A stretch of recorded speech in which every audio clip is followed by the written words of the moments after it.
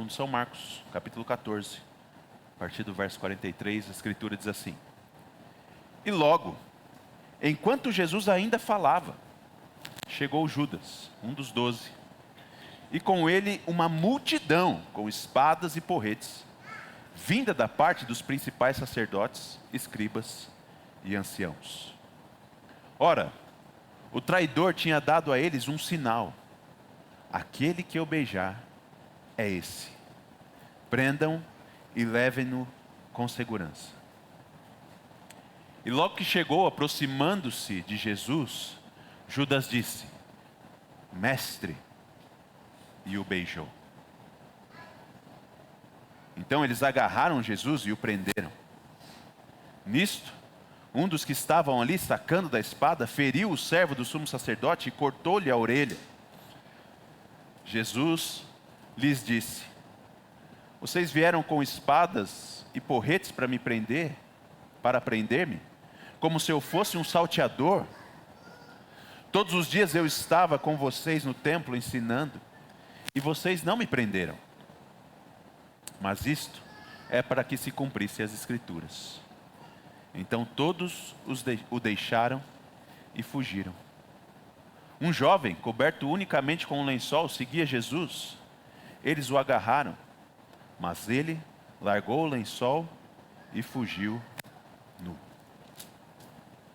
Nós temos avançado na exposição do Evangelho segundo São Marcos e temos chegado exatamente a esse ponto alto, no clímax do Evangelho, que é a crucificação do nosso Senhor.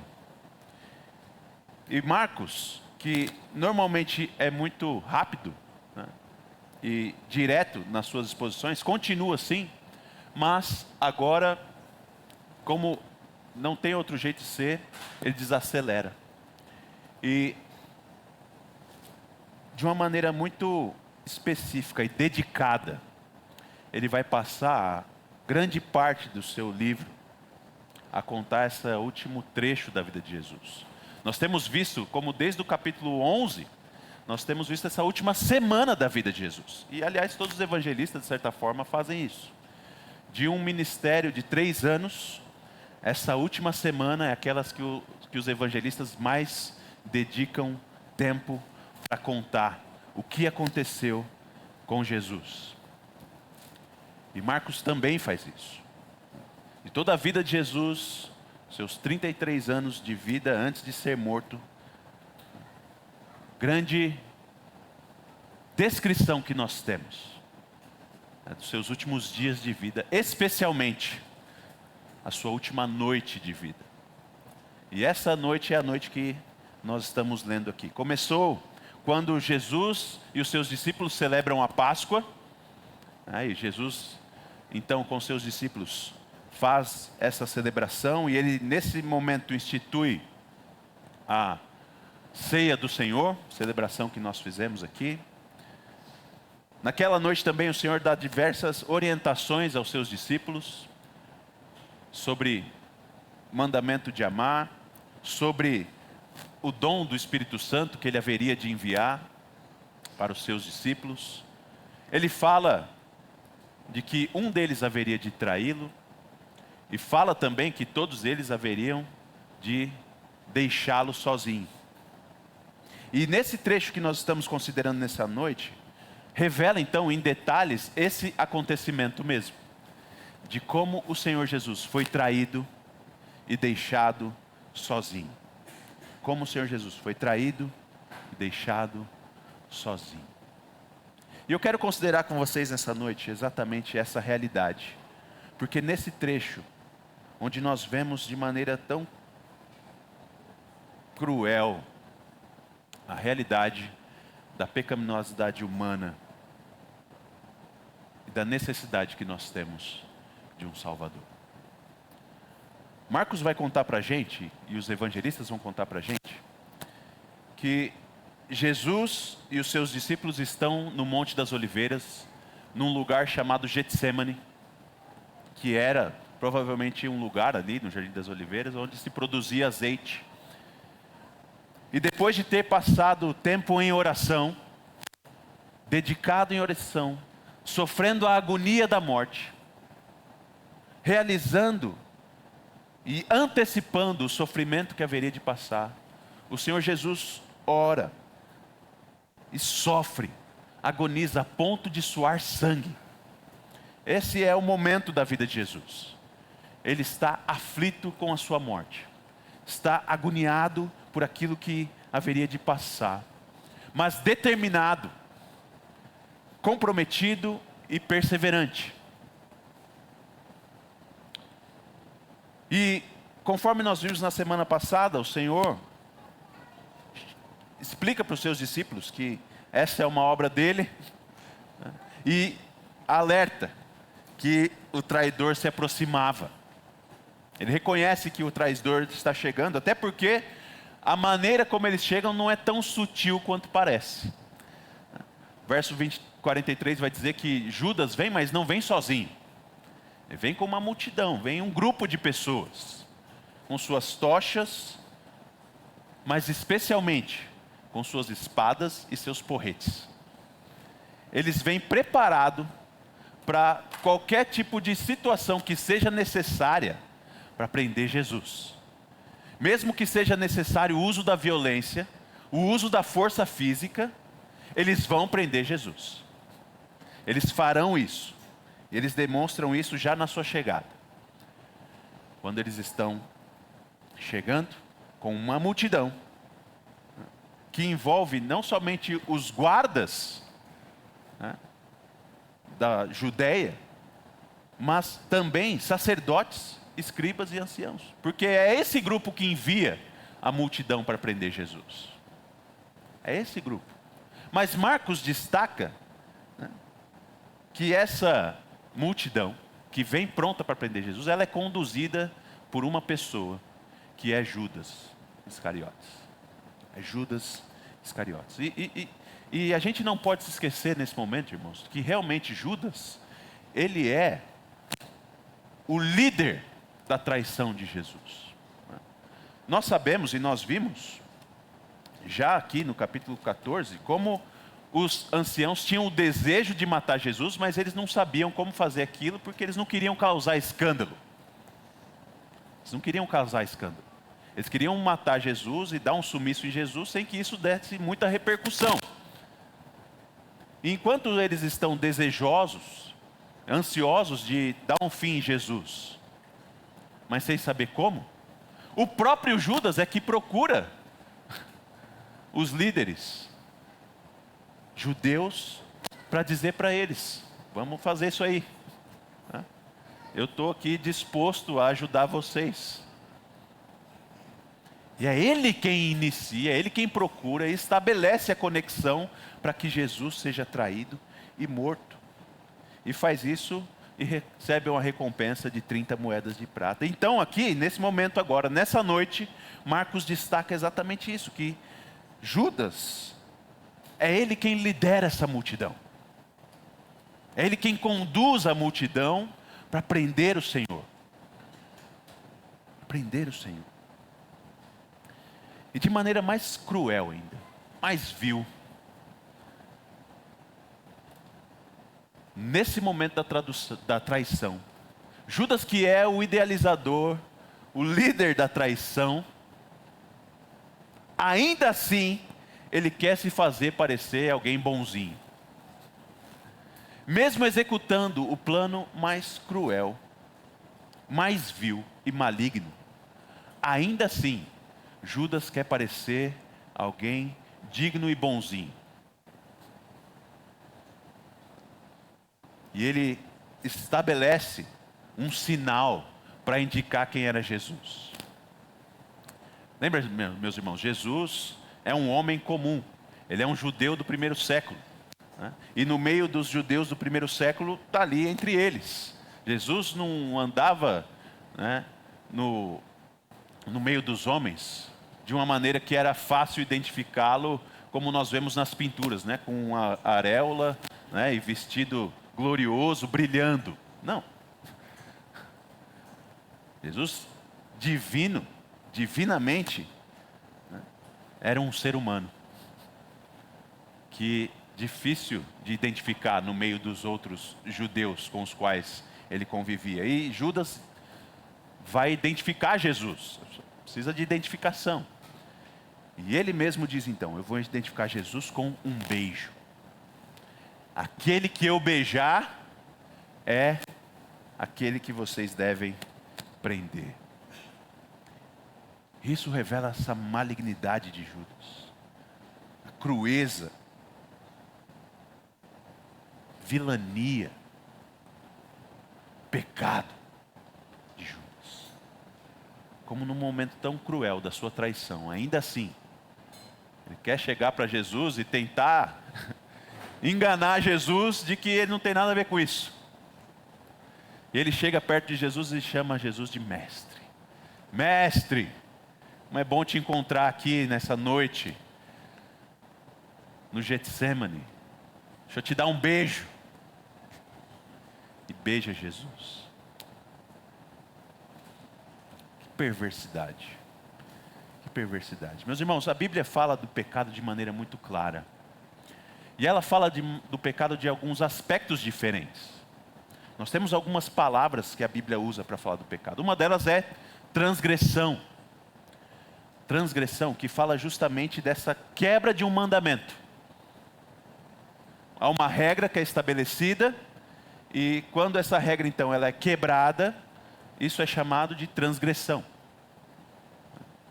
Por exemplo, quando Deus falou claramente para Adão, tem todas as árvores que você pode comer, mas dessa árvore aqui você não pode comer. E Adão ativamente vai àquela árvore, né? E quando a sua esposa toma do fruto e dá para ele, ele come daquele fruto. E isso então é uma transgressão, uma quebra de uma regra. Mas não é simplesmente transgressão o pecado. Há um âmbito muito mais amplo no pecado, que é também da própria palavra pecado, que significa a mudança de um alvo ou de propósito. Errar o alvo. Não no sentido em que nós estamos mirando num alvo e é por causa de uma falta de precisão de mira a gente está errando, mas pelo fato de que nós trocamos o alvo. Deus estabeleceu um propósito na criação do mundo, que era a sua própria glória. E o homem então nega que o seu propósito de vida seja glorificar a Deus, e nesse sentido então troca o alvo da humanidade. O meu alvo, o meu objetivo, o meu propósito não é mais adorar a Deus, mas é simplesmente fazer aquilo que eu quero. E esse errar o alvo também é uma das maneiras que a Bíblia indica que seja essa pecaminosidade humana. Mas além da transgressão e do pecado, que é errar o alvo, há uma outra palavra bíblica para a condição do ser humano que é muito pesada, que é iniquidade, que fala exatamente dessa atração do coração humano por aquilo que é vil e maligno, de como o ser humano está atraído para fazer o mal, e ele se dedica às coisas malignas, coisas que o Senhor relata em Marcos capítulo 7, que saem do coração do homem: adultério, homicídios, avareza, idolatria, brigas, imoralidades. Todas essas coisas que estão no coração do homem e são desejadas por ele, a Bíblia chama de iniquidade. Essa condição então natural do homem de querer coisas que Deus abomina.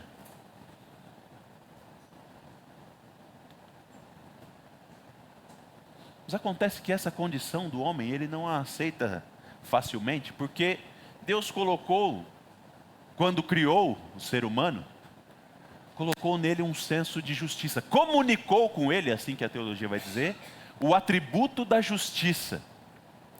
E o ser humano tem então algum senso de certo e errado, embora ele esteja disposto e deseje aquilo que é maligno, o ser humano tem senso de certo e errado, e tem consciência.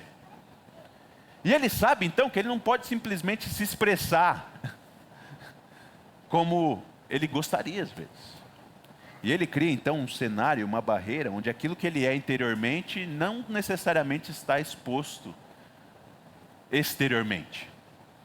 E Judas está exatamente nesse conflito aqui.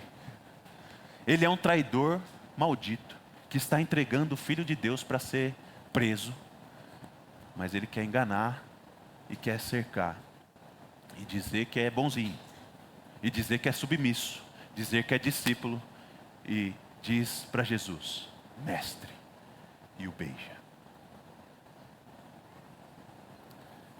Meus irmãos, a traição de Judas é algo terrível. E por causa desse senso de justiça que é comunicado,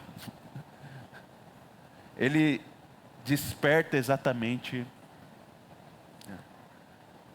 esse asco por aquilo que esse homem fez.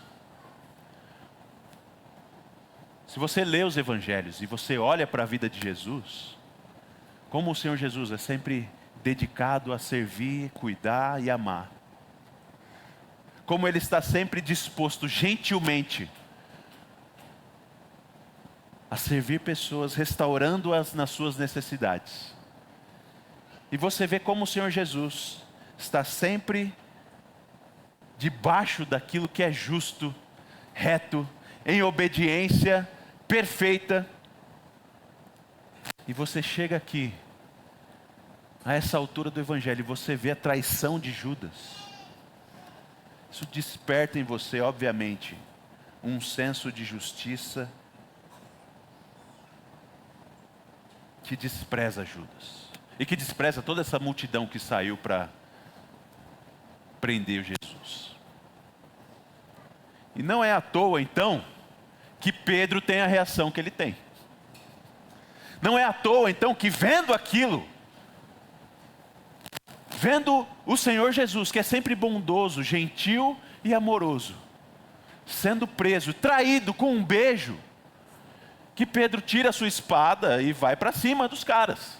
O que é isso que está acontecendo? Que loucura é essa aqui? De jeito nenhum que isso vai acontecer. É isso, o mundo virou de ponta cabeça agora? Não. E Pedro é movido por esse senso de justiça para defender Jesus. Tira da sua espada e ataca um daqueles homens. E aí, certa comentarista, né, falando dessa atitude de Pedro, disse: o Pedro era um exímio espadachim, ou ele era o pior de todos, né? Porque ou ele era tão bom que ele conseguiu acertar a orelha do cara como queria, ou ele era tão ruim que ele conseguiu errar a cabeça, né? Mas o fato é que Pedro tem essa disposição para falar: não, isso não vai acontecer, Jesus não será traído, que loucura é essa? Vocês não vão prendê-lo. O senso de justiça de Pedro é aguçado, e ele se dispõe a, com a sua espada, resolver o problema. Mas diante da atitude de Pedro, Cristo tem uma resposta. Uma resposta para todos aqueles homens que estão ali, e tem uma resposta para Pedro também, que Marcos não conta para a gente, mas os outros evangelistas vão contar. E o que é impressionante, me impressiona na leitura desse texto, e deve impressionar também você, é que após essa resposta de Jesus para Pedro e para aqueles homens, nós temos finalmente um momento então em que Jesus é completamente abandonado e deixado sozinho. Note que esse é o foco de Marcos, dessa história. Esse pequeno trecho, ele termina justamente enfatizando isso. Jesus foi deixado sozinho. Verso 50, então todos o deixaram e fugiram. Todos os deixaram e fugiram. E até aparece uma figura aí, inesperada, nos versos 51 e 52, completamente aleatória, né? Que é um jovem coberto de um lençol, que seguia Jesus e que foi agarrado ali também na confusão, mas ele conseguiu se desvencilhar, largou o lençol e fugiu pelado. E esse trecho é aleatoriamente perturbador, né? O que é isso? O que tem a ver isso aqui, né? Quem é esse rapaz? A gente tenta trazer respostas, e muitos vão sugerir que esse é o próprio Marcos, mas a verdade é que a gente não sabe, não tem nenhuma resposta bíblica. Qualquer resposta a essa pergunta, quem seja esse rapaz e por que ele está aqui, né, é conjectura, a não ser pelo fato de que ele também fugiu. Ele também fugiu. Aquele que estava ali no meio daquela noite, seguindo Jesus, com um lençol somente, fugiu. E Jesus fica sozinho. Jesus fica sozinho. E por que então nós devemos estar atentos para isso? E como a resposta de Jesus nos faz pensar o que levou ele a ficar sozinho? E é isso que eu quero chamar a sua atenção. Chamar a atenção para a resposta que Deus, em Jesus, dá para aqueles homens todos, para a resposta que Ele dá para Pedro. A resposta que Jesus dá para aqueles homens é a seguinte: por que é que vocês vêm me prender no meio da noite como se eu fosse um ladrão? Eu estava lá no templo ensinando. Nos 3 anos de ministério, eu sempre ministrei aos 4 ventos, durante o dia, com liberdade, e expus aquilo que eu ensino.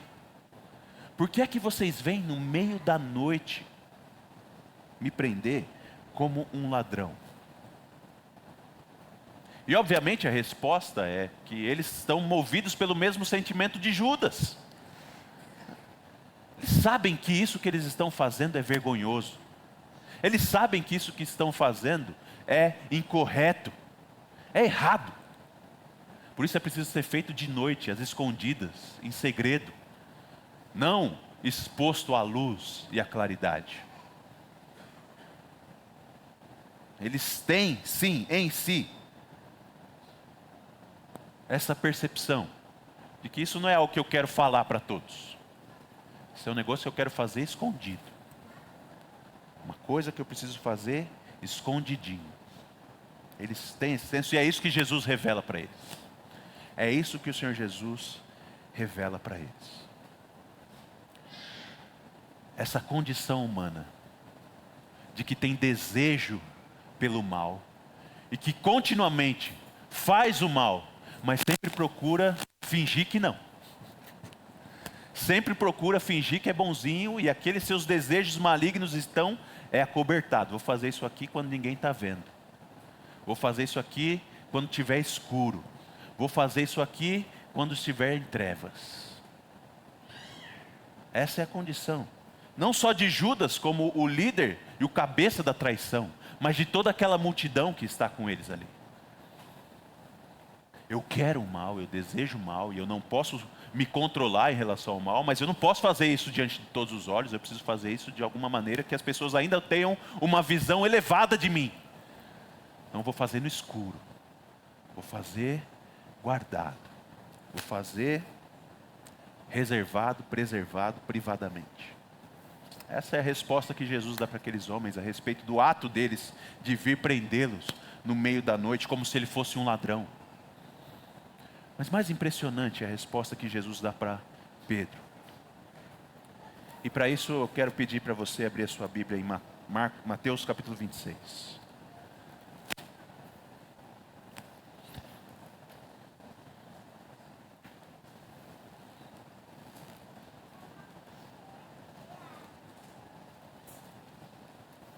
Mateus capítulo 26, versos 51, 52 e 53 em diante. Mateus 26, a partir do verso 51. E eis que um dos que estavam com Jesus, estendendo a mão, sacou da espada e, golpeando o servo do sumo sacerdote, cortou-lhe a orelha. Então Jesus lhe disse: coloque a espada de volta no seu lugar, pois todos os que lançam mão da espada, a espada perecerão. Ou você acha que não posso pedir ao meu Pai, e Ele me mandaria nesse momento mais de 12 legiões de anjos? Mas como então se cumpririam as Escrituras, que dizem que assim deve acontecer? Jesus repreende a Pedro, dizendo: Pedro, guarda essa sua espada aí, amigão.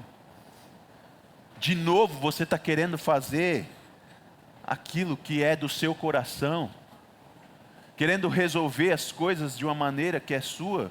Mas Pedro, o seu jeito não é o jeito. O seu jeito não é o jeito. Você lembra como foi que Pedro reagiu quando o Senhor Jesus passou a ensinar que deveria morrer? Você lembra? Nós vimos isso no Evangelho de Marcos. Quando Jesus, depois de ter sido confessado como o Cristo, ele passa a ensinar que era necessário que ele fosse a Jerusalém e ali fosse morto, traído. Pedro passa a ensinar: não, Senhor, de modo nenhum isso vai acontecer. Isso não vai acontecer com o Senhor. Para de falar essas coisas. E o que nós vemos como reação de Pedro agora, nesse momento em que acontece a traição de Jesus e a prisão de Jesus, é a manifestação desse desejo de Pedro de tentar impedir que Jesus seja esculachado e morto. E Pedro está disposto, movido, óbvio, por um senso de justiça, porque ele está vendo a traição. Ele fala: não, isso não pode acontecer. E tenta então com a sua espada impedir que Jesus seja entregue. Mas Jesus: Pedro, você está maluco? Você está maluco, Pedro? Você realmente acha que você vai impedir esse plano? Você realmente acha que você vai impedir esse plano? Você acha mesmo que a vontade do meu Pai e minha é que esse plano não seja realizado? Você acha que você, com essa sua espadinha e a sua mentalidade satânica, como Jesus havia já dito, né? Quando Pedro fala: isso não vai acontecer com o Senhor, Jesus diz para ele: afasta de mim, Satanás. Essa mentalidade de parar esse plano satânico e essa sua espadinha aí, vocês vão me impedir? Pedro, você não sabe que se eu quisesse agora, eu orava e Deus mandava 12 legiões de anjos para vir resolver esse problema aqui? Meus irmãos, sabe quanto é 12 legiões de anjos? Cada legião são 6.000. Então são 72.000 soldados angelicais. É um bom exército, eu diria. 72.000 soldados angelicais. Isso só numericamente. Agora, se a gente considerar, né, a ação daquele anjo, quando livrou Jerusalém do exército de Senaqueribe, né, que um anjo do Senhor matou 185.000 pessoas, aí é um baita de um exército, né? 72.000 anjos, sendo que cada um deles pode matar 185.000 pessoas. Ou será que Jesus precisa da proteção de Pedro? De jeito nenhum. De jeito nenhum. Jesus diz: Pedro, fica na sua. E por que é que Jesus diz isso para Pedro? E isso a gente precisa refletir mais sobre isso. Por que é que Jesus diz para Pedro: Pedro, guarda essa sua espada. As escrituras precisam ser cumpridas. Meus irmãos, porque se Jesus não cumprir esse plano, a realidade é que não só Judas, todos os seres humanos estariam debaixo da condenação eterna do Senhor. Se o Senhor Jesus tivesse chamado aquela legião de anjos: quer saber, esse traíra aqui está vindo me prender, eu não vou me entregar por ele não. E, aliás, não vou me submeter a essa prisão. Não vou ser esculachado por esses seres humanos. Não vou permitir ser caçoado, ser agredido, torturado e morto. Se o Senhor Jesus não tivesse resolvido a se entregar, não haveria perdão para nenhum pecador. E todos nós estaríamos na mesma condição de Judas, tentando cobrir as nossas mazelas, tentando chamar de mestre aquele que nós estamos vendendo, mas completamente desnudos diante do olhar e da visão de Deus. Meus irmãos, quando eu era criança e adolescente, uma das coisas que mais me perturbava era a ideia de que quando Jesus voltasse para julgar o mundo, ia ter um telão.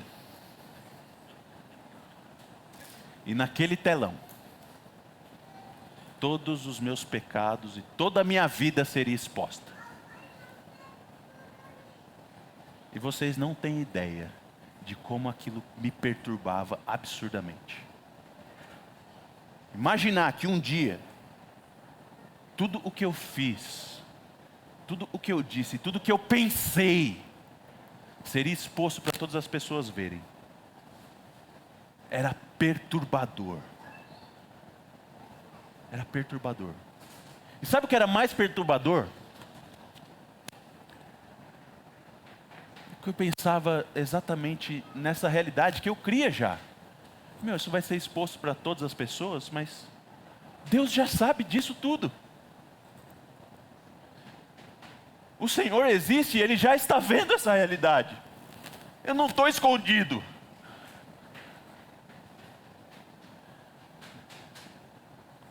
Eu não estou escondido. Deus está vendo. Eu não consigo me esconder dEle. Eu consigo me esconder da minha mãe. Eu consigo me esconder do meu pai. Consigo me esconder dos meus irmãos. Meu pastor da igreja. Mas eu não consigo me esconder de Deus. E Ele está vendo. E o que eu faço? Não dá para se esconder. Eu sabia disso, eu cria nisso. E eu era desesperado. Porque eu sabia que eu enganava muita gente. Especialmente a minha mãe. Mas eu não conseguia enganar Deus. E aquilo era destruidor. Destruidor.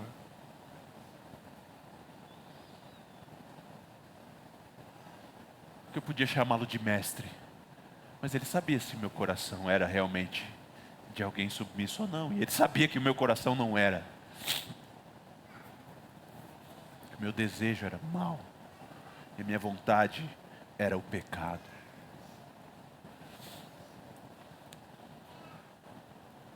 Até que um dia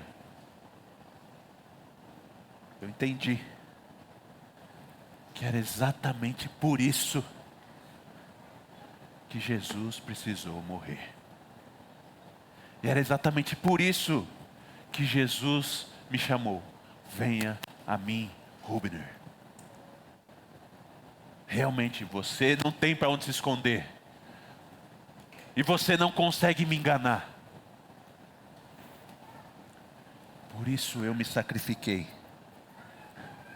Por isso eu morri. Para que você tivesse um caminho. Para que você tivesse vida. Meus irmãos, o grande chamado do Evangelho não é que a gente fica fingindo que é o que a gente não é. Mas o grande chamado do Evangelho é que diante dessa realidade de que nós somos pecadores, transgressores, iníquos, nós achemos a nossa salvação em Jesus e no pagamento que Ele dá por nós. No preço que Ele assume para que nós possamos ter redenção, perdão, propiciação para os nossos pecados. E Jesus, de jeito nenhum, abriu mão de ser morto, porque Ele queria salvar pessoas. Por isso que Ele falou: Pedro, guarda essa espada aí. As escrituras precisam ser cumpridas. Eu salvarei pessoas. E salvarei pessoas no meu sangue. Por isso o grande chamado daquele que sabe que é pecador, não é simplesmente saber que é pecador, mas é correr para Jesus. É correr para Jesus e clamar: Senhor, tem misericórdia de mim. Eu preciso do seu sangue. Eu preciso do seu perdão. Me lava, me limpa.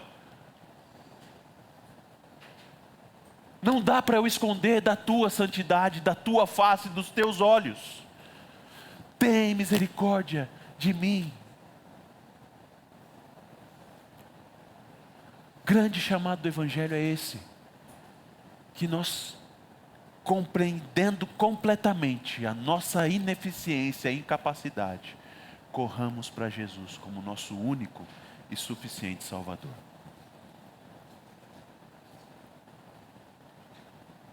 Você lembra quando Jesus nos ensina a orar? Ou ensina os discípulos a orarem? O que ele diz? Antes de ensinar a oração, ele vai dizer: vocês vão orar ao Senhor, dizendo as suas necessidades,